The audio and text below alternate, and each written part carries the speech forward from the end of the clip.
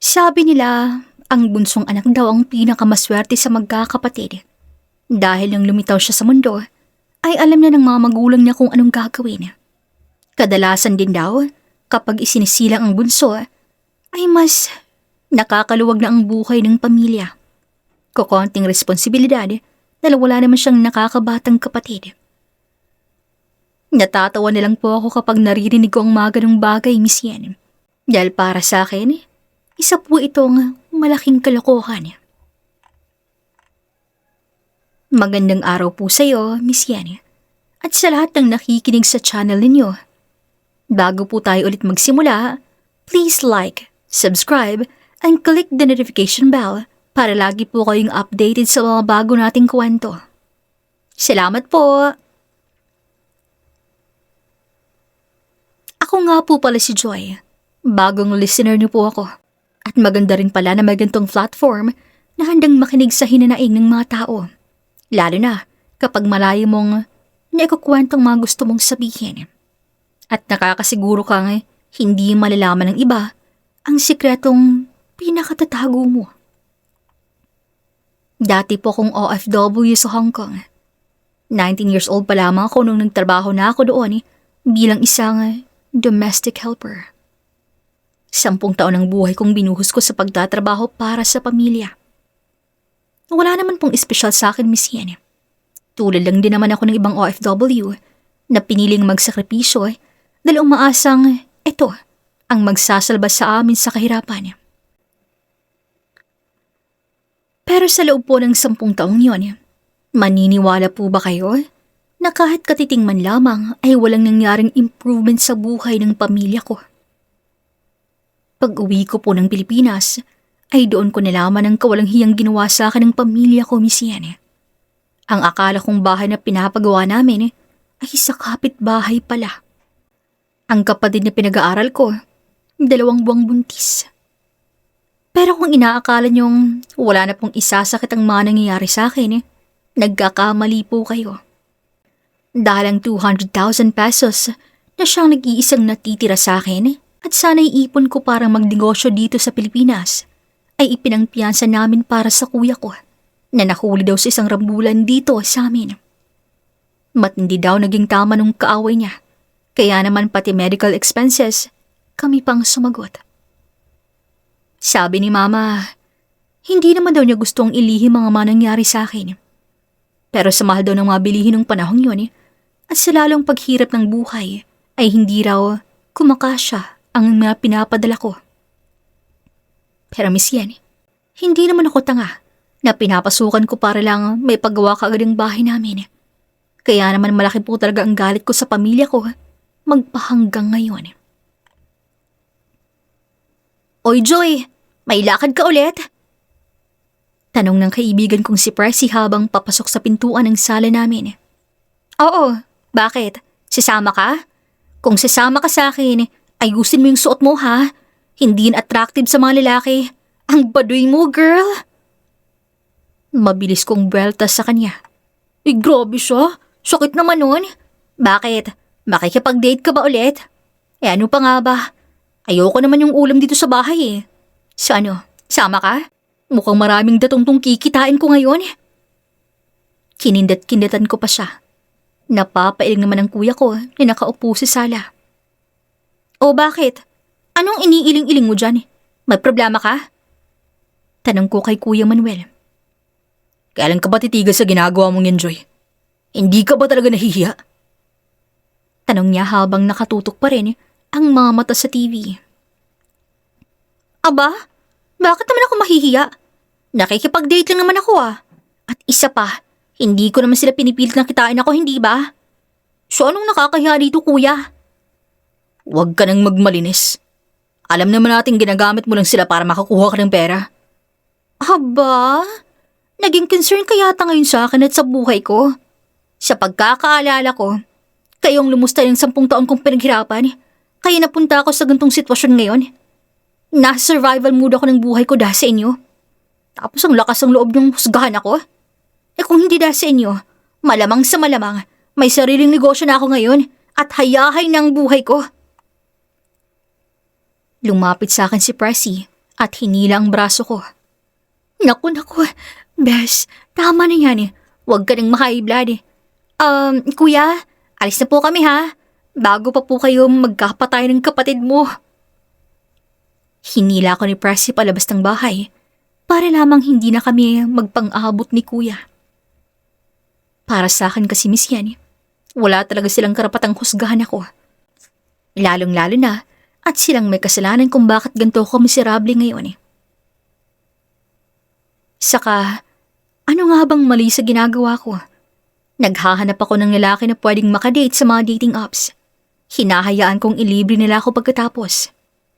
Kung nakikita kong medyo may kaya itong nakakadate ko, ay sinusubukan ko pong manghingi ng pera. Ano namang mali doon? Ikusa naman lang binibigay. Hindi ko naman ninanakaw. Nanghihingi naman ako ng maayos. At sa tuwing nakita ko ng kuya kong makikipag-date, ay galit na galit siya. Uy, Bes, tama na yung pagsimangot. Hindi ba nakapulang kotse yung kikitain mo ngayon? Siya na kaya yun? Itinuro ni Press yung isang pulang sasakyan na papalapit sa amin. Umayos ako ng upo, sabay inayos ang buhok ko. Ano, Bes? Maganda ba ako? Wala bang dumi sa mukha ko? Oo naman, syempre no. O sige na, ayun na, malapit na siya sa'yo oh. O sige, maiwan na kita ha. Hintayin mo yung sayo at yung sinabi ko sa'yo ha. Ibaba mo yung manggas ng damit mo mamaya para lumitaw naman yung balikat mo. Huwag kang pahiya-hiya. Hindi ka mapapakain ng hiyamang yan. Tandaan mo yan. Hi. Isang gwapong lalaki ang bumungad sa akin nung ibaba niyang bintana ng kanyang sasakyan. Ikaw ba si Kate? Hindi ko po ibinibigay ang totoong pangalan ko sa mga kinikita ko for safety purposes. Hi, yes, ako si Kate. Ikaw na ba yung kadate ko, si Limuel? Oo, ako nga. Halika, sakay ka na. Mabango ang loob ng kanyang sasakyan. Mukhang mamahalin ang suot ng relo. Naka-shorts lang siya at plain maroon shirt. Pero ramdam na ramdam kong mayaman ang nabingwit ko ngayon. Inayos ko ang upo ko at siniguradong maganda ako sa paningin niya, Miss Yen. Hindi naman sa pagmamalaki pero nung kabataan ko ay akong palaging kinukuhang muse ng barangay namin. Nung nag-aaral ako, palagi din akong sinasali sa beauty pageants. Kaya naman alam ko sa sarili ko na kahit lumipas ang 10 taon, maganda pa rin ako. Wala naman sigurong pipila sa akin sa dating sites kung hindi ako kagandahan, hindi ba? At gaya nga ng inaasahan ko, ay dinala niya ako sa isang mamahaling restaurant. Paano ko nasabing mamahalin? May hilera lang naman ang kutsara at tinidor sa paligid ng plato namin bago kami kumain. Mababaw na kung mababaw. Pero yun lang naman kasi ang pwede kong pagbasihan. Liban sa presyo ng mga pagkain. So, anong pinag-uusapan natin kanina? Tungkol sa trabaho? Oo. Sabi mo na nagtatrabaho ka sa US bilang head nurse, di ba? Yeah. Actually, I am just in a vacation. Unexpectedly, I saw your profile in a dating app. Wala naman sana akong balak na seryosohin ng mga nagiging kamatch ko rin eh. Pero you really caught my attention. Sus, binola mo pa ako. Siyempre, ngumingiti rin ako para isipin niyang kinilig din ako doon sa corny niyang banat. Ikaw, ano bang trabaho mo? Hang totoo niyan, OFW din ako dati. Pero domestic helper lang ako sa Hong Kong. Really? Ilang taon ka ron? 10 years din ako doon. Matagal din 19 years old pa lang ako nung nag-start ako magtrabaho. So, recently ka lang pala umuwi, no? Last year, tama? Oo. Kinailangan kasi ng mag-aalaga sa nanay kong may sakit Bedridden na kasi siya dahil palagi siyang inaatake sa puso. Sinabay na pa ng brain tumor. Kaya nag-decide na lang ako na umuwi para may mag-alaga sa kanya. Is that so? Kawawa naman palang mama mo. So your dad is providing for you now? Nako, hindi. 2 na lang kami sa buhay ng nanay ko. Nag-iisang anak kasi ako At matagal na rin namatay ang papa ko. Bale, sumasilent-silent ako doon sa coffee shop ng kaibigan ko para may panggamot si mama. Kunwari akong kumuha ng tissue sa bag ko at pinunasan ang mata ko kahit wala naman yung luha. Nako, pasensya na ha. Alam ko na hindi ko naman dapat kinukwento sa'yo to eh. Pero ang hirap lang kasi. Actually, first time ko ding makipag-date. Katulad mo, gusto ko lang ding subukan. Naisip ko na gusto kong gawin ng makakapagpasaya sa akin kahit minsan lang. Hindi naman siguro yun masama, di ba? Hinawakan niyang kamay kong nakapatong sa lamesa. It's not your fault. Natural lang naman ang hangarin mo rin yun eh. Huwag kang mag-alala. I totally understand. Nagpatuloy pa ang date namin at nagpatuloy din ang pagpapaawa ko sa kanya. At hindi naman po ako nabigo, Miss Yen. Dahil bago kami maghiwalay, ay binigyan niya ako ng 5,000 at sinabing bilhan ko raw ng pasalubong ang mama ko. Minsan nakakahiya naman po talaga tong ginagawa ko. Nung una, ang totoo po niyan itinuro lang din to sa akin ng isa ko pang kaibigan na kasama ko dati sa abroad. Pero anong magagawa ko? Isang kahig isang tuka lang kami. At ayoko nang bumalik sa abroad. Malupit po ang buhay doon at sa unang pagkakataon sa halos 30 years kong pamumuhay sa mundo, gusto ko namang unahin ang sarili ko.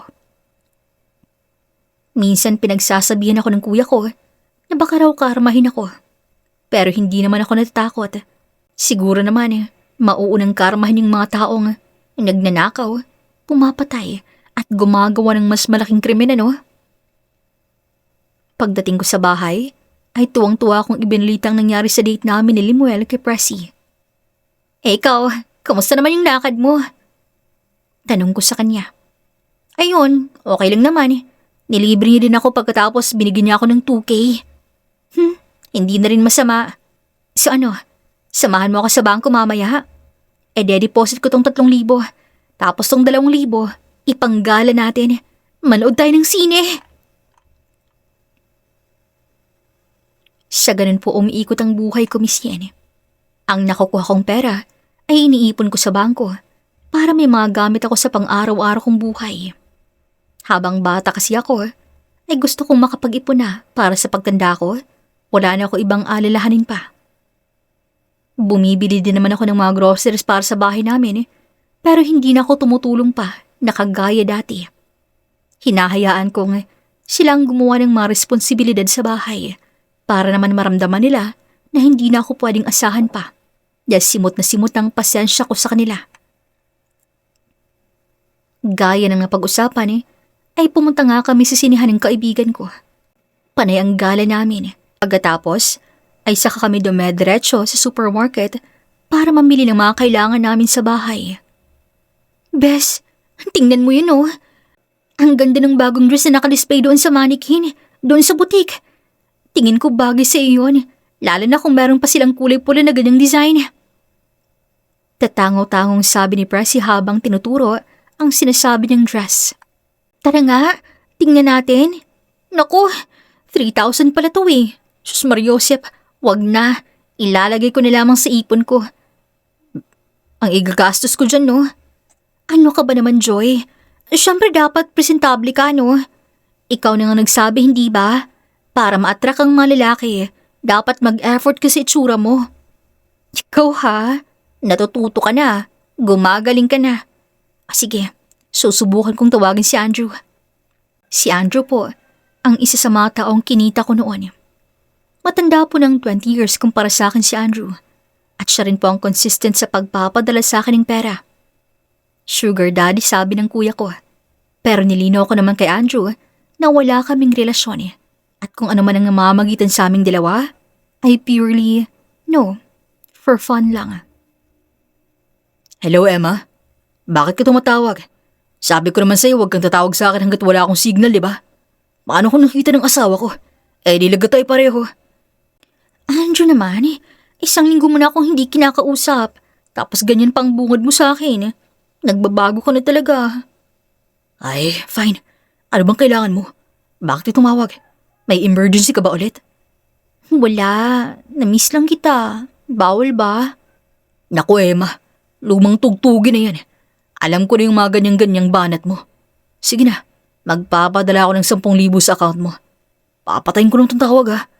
Tawag ka na lang ulit sa akin at hintayin mo akong mauna. Naiintindihan mo? Okay, thank you. Mag-iingat ka lagi ha. Hihintayin ko ang tawag mo. Bilib na naman sa skills ko si Pressy. Dahil doon, tuluyan ko ngang nabili ang bestidang pula na nandun sa butik. Miss Yan, lahat po ng business o negosyo ay may kanya-kanyang mga suki. At sa negosyo ko, yun po'y walang iba kundi si Andrew. At si Limuel, kaya walang sabit. Si Andrew lang naman tong problema ko. Pero hindi ko mapakawalan dahil siyang pinakamalaki sa akin. Nakikipag-date pa rin naman po ako sa iba, lalo na kapag busy silang dalawa. Pero madalas ay silang dalawa lamang pinagtutuunan ko ng pansin. Hanggang sa isang araw, ay inaya po akong makipag-date ni Limuel. Sabi niya ay magsuot daw po ako ng maganda dahil espesyal daw po ang gagawin namin ngayon. Dahil doon ay sinuot ko sa unang pagkakataon ng pulang bestidang binili namin ni Pressy. Ano bang meron? Bakit pinagsuot mo pa ako nito? Tsaka mukhang iilan ng tao dito sa restaurant na pinuntahan natin ha. Yes. Actually, isa talaga to sa mga high-end restaurant. At halos politiko lamang at mga businessman ang nagpupunta rito. Gusto kong ipa-experience sa'yo at sa mama ko na kahit isang beses lang, maranasan yung makapasok dito. Pero imbis na matuwa, ay gulat at pangambang naramdaman ko. Anong sabi mo? Mama mo? Aalma pa sana ako, pero huli ng lahat dahil malapit na kami doon sa table kung saan nakaupo ang mama niya. Wala tuloy akong nagawa kung hindi ang sumama sa kanilang dalawa. Sa paghahapunan, ito ang pinakaayaw ko dahil ang mga magulang ang may pinakamaraming tanong at sila rin ang may pinakamataas na pakiramdam. Kaya naman napakahirap talagang magkunwari kapag may nakakaharap akong magulang sa mga nakakadate ko. What's your status na ba anak? Kayo na ba nitong si Kate? Tanong ni Tita Grace. Elegante siya at mahinhin kong magsalita. Halatang halata mo talagang may kaya sa buhay. Not yet, ma.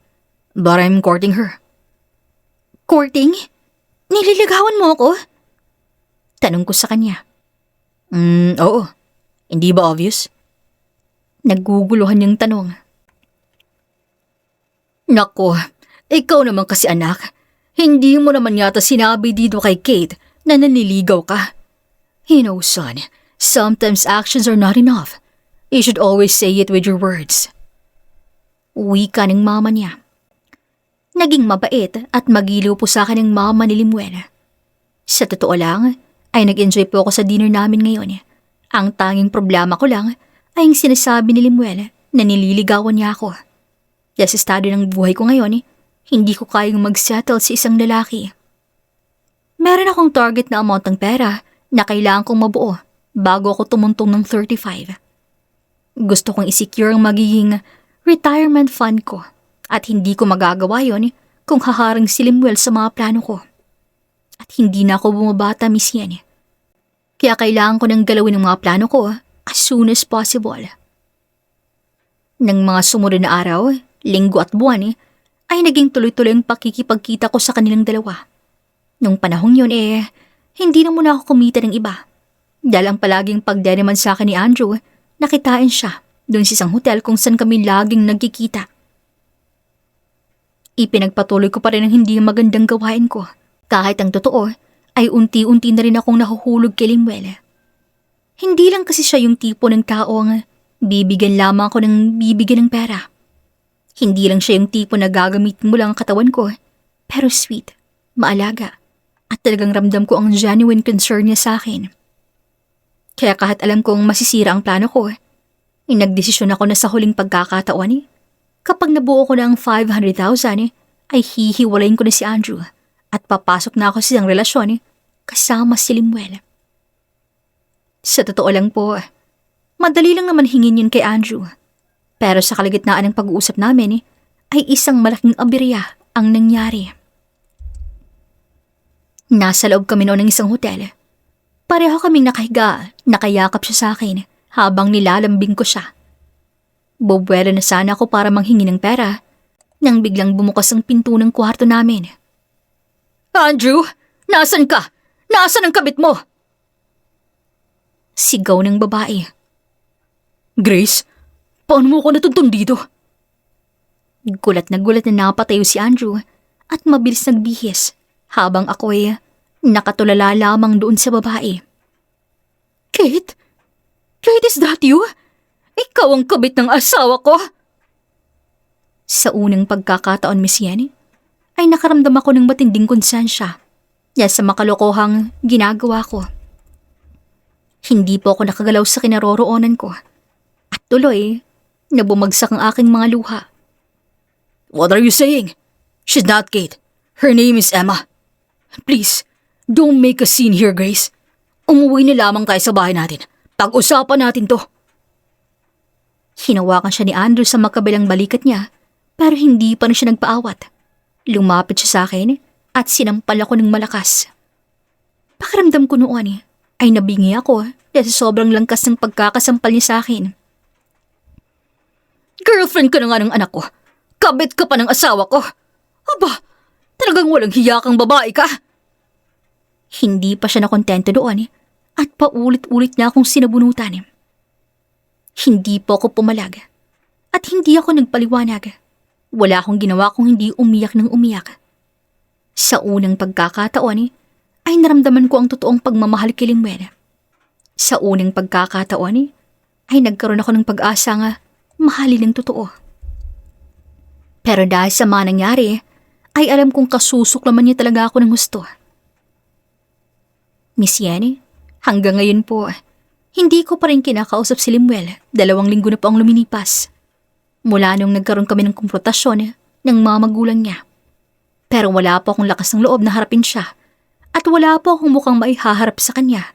Dahil sa una pa lang ay puro kasinungalingan ang mga kwentong nalaman niya tungkol sa akin. Miss Yen, ipinadala ko po ang liham na to hindi para manghingi ng advice. Dahil alam ko naman po talaga nga napakagaga ko. Alam ko rin pong hindi magandang ehemplo ang isang tulad ko para sa mga listeners ninyo. Pero gusto ko lang po talagang mailabas ang mga saloobin ko. Gusto ko lang po talagang may makarinig ng kwento ko. Dahil hanggang ngayon po, ay sising-sisi po talaga ako. Hanggang dito na lamang po, nagmamahal, Joy. Atin pong narinig ang confession story ng ating sender na si Joy. Sana po sa mga nakikinig ngayon ay kapulutan niyo po ng aral ang nangyari sa kanya. Iba-iba man tayo ng hamon sa buhay, ay piliin pa rin nating gawin ang sa tingin natin tama. Maraming salamat po sa inyong pakikinig at hanggang sa susunod na confession story. Dito lamang, si Miss Yen, Life Stories.